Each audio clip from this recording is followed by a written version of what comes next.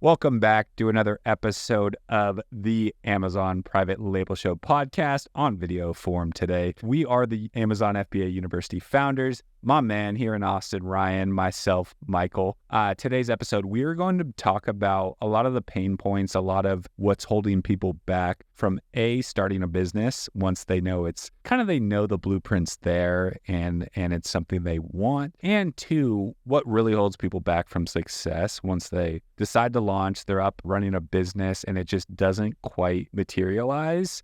We're going to try to nick as many of those early pain points, mistakes, kind of no man's land places. You have a lot more confidence when you are starting your business. So we will kind of lay out a little framework of where we're going to start. We'll start first on people who have not actually started businesses but want to, right? So a lot of people, they're either 9-to-5ers, which is most people are working jobs that, maybe they don't see a career path that they want, or they're just not stimulated by it, right? Yep. It's just they're a cog in the operation of some big corporate entity, right? It's great, but it doesn't get them juiced up. And the majority of people watching this will be in that, in that situation, in that scenario where they're in a job, maybe they don't really like it. Maybe that's why they're tuning into us. They want to find out a little bit more about Amazon and look at it as a viable option for them, which it absolutely is. Yeah. And so for people who want to start, what are the main things that you've heard just based on our interactions with a lot of students who haven't started but did, or just haven't started but want to? Yeah, so let's split it into two camps, right? So let's talk about haven't started but want to. So have no prior experience, no e-commerce experience, but they really want to start. A lot of these people are regimented and they need to be told what to do. So a lot of people lack discipline. And I think that's huge. I think even myself in my business, sometimes I can lack discipline in certain aspects, but you need discipline to stay in this game, because sometimes you're not going to be motivated to do, your listing. You're not going to be motivated to look at your PPC campaign and optimize your ads. Like all these different aspects of an Amazon business, you're not going to be motivated to do. So you have to have discipline. And I think a lot of people lack discipline, and a lot of people need to be in a job where they have someone who's telling them what to do on a daily basis, because if they had to lay that structure out themselves and stick to everything in a regimented way, they're just simply not going to do it. So I think a lot of people lack discipline and they need to focus on their discipline first. Those are the people that haven't started, and I think that's a major factor in why they haven't started an Amazon business or any business. And I think the other thing is those who have started a business and let's say potentially it hasn't gone very well. Let's say, you sunk $5,000 or $6,000 into an Amazon FBA private label business and you lost $1,000 in the process because you launched a product that you didn't do your research on. You launched a product into a saturated market, you didn't differentiate, you didn't do anything stand out, and it hasn't gone very well for you. It hurts, right? You lose a lot of mojo when things don't go that well. So a lot of people, they get burnt and they never pick themselves back up and try again. They never realize that, hey, I can fail 100 times. All I need is one time. All I need is one good thing, and that can potentially set me up for life and change mine and my family's lives. So a lot of people lose track of the bigger picture because it hurts when, you start something, you invest a lot of money into it, you invest a lot of time into it, and it doesn't really work out. There's a reason why, people start one thing, it doesn't work out, and they never want to do it again. They either lick their wounds and they go hide in the corner somewhere. So a lot of people lack perseverance. So you have to keep going. You have to never give up. You only fail when you quit and, never do something again. So a lot of people are in that boat. They quit and they never do it again. And, that's just not somewhere where you want to be. Yeah, and to kind of highlight that a little more, so I've created a few different e-com brands. Ryan and I run FBA University, which is his own business, and both of us have done other businesses, right? And what you realize is that even the most successful of businesses, the majority of things don't work the first time. So a lot of people get that dopamine rush when you have the idea, even when you're doing product research, because that's the thing with product research. Once you understand it, it's fun because you see the numbers, you're in daydream. It's overwhelming, right? Yeah. It's a beautiful thing, but almost everything, especially on Amazon, because it's just a beast of a back-end platform to navigate, not the buyer side. They make that pretty. They focus on that. But the seller side, it's very difficult, and it's not hard, like it's confusing, but you get a lot more no's than you do yeses. So setting your expectations instead of getting excited and then a couple things going wrong and then thinking, it wasn't meant to be, knowing, no, it is meant to be like that. And each objection, each time you're at a stopping place, just know a good portion of people quit right there. So you're dusting off competition left and right at that point for real.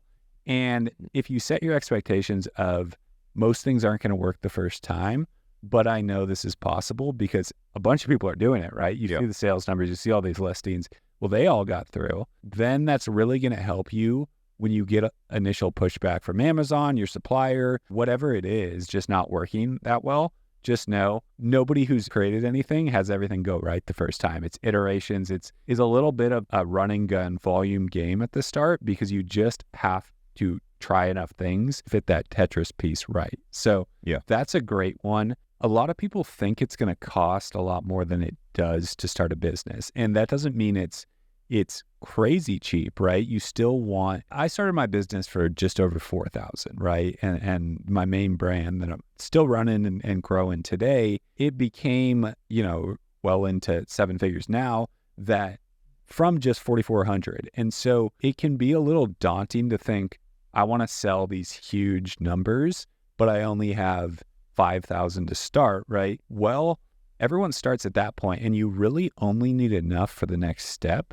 And so as long as you're not cavalier and as long as you shouldn't launch multiple products at once if you have a small budget. So you have to understand what's possible and know that even the most expensive launches are still not over like 8 or 9K because you're not going to send a crazy amount of inventory in. Photos and videos are like, you can only pay so much because the Amazon listing template restricts what kind of format you can use. So you basically can't even spend that crazy amount.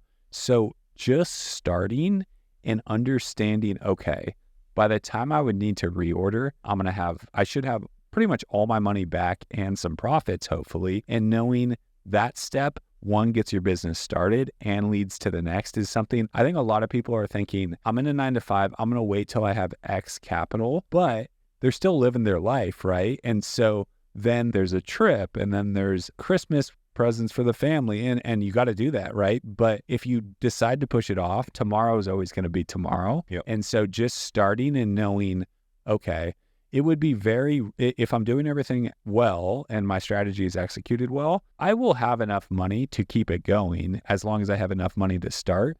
Almost incomprehensible to set it up right, launch well, and then be out of money, right? So your money, like you are generating income as you need more income. Like as you need to order more inventory, you also have the cash of payment. So those two things are one. Then let's go all the way to, okay, someone started their business or at least they have a seller account they've decided to start, but they just don't it just never gets up and running and never gets that momentum. Why do you think that is? So I see this all the time, right? And I think personally it's analysis paralysis. So people are overlooking it. They're scared to take that first step. A lot of the times these people have found products that do actually do well. They fit the criteria we look for. They can differentiate them and they've done everything by the playbook that we dictate, that we've spoken about on previous podcasts and that we pretty much talk about every single day. But they're scared to take the leap, right? Because a lot of people don't have that conviction. And that's why a lot of people come into our program, right? Because they want someone to give them that green light. They want someone to say, yes, that is a good product. Because ultimately, even when they do come across a good product, they don't pull the trigger because they lack that conviction and they don't have the confidence to take that leap. They need someone to say, look, that is the right leap to take. Now go ahead and do it. So that's a huge thing, lack of conviction. I think another thing is people just always think of the negative. So people are overthinking things. What if I launch this and I lose all my money? Looking at things from a scarcity mindset where I don't want to invest $5,000 into this because that's potentially all the money I have, or that's potentially money that, I've saved up for years to have, and I don't want to just lose it in one full swoop by going into this product. And really, they're looking at it the wrong way because it's not going to be like that. Even if you fail and your product doesn't do so well, you're going to either break even or you're going to lose like $1,000, maybe even max worst case scenario, $2,000, because you will be able to scrape back some of that money and recuperate some of that revenue. So, people I think look at it the wrong way. They don't have conviction and they always think the worst when it comes to the Amazon business. They don't think of the upside. So I'm always aware of the downside, but I'm also aware of the upside, right? And there's kind of educated risks and educated gambles, I want to say, that I'm willing to take with my business depending on the product and depending on where I think it can take me.